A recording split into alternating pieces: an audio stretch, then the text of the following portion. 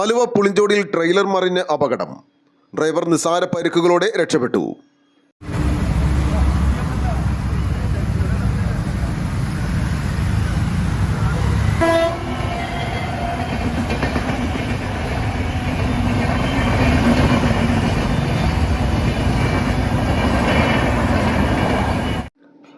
Aluva Pulinchode metro സ്റ്റേഷന് സമീപം പുലർച്ചെ 4:30-യോടെയായിരുന്നു അപകടം.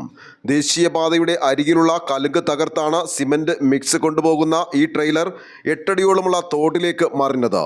തോടിൽ ചെറിയ രീതിയിൽ വെള്ളം ഒഴുകുന്നുണ്ട്. ഡ്രൈവർ അത്ഭുതകരമായി രക്ഷപ്പെട്ടു. ഡ്രൈവർ മാത്രമാണ് വാഹനത്തിൽ ഉണ്ടായിരുന്നത്.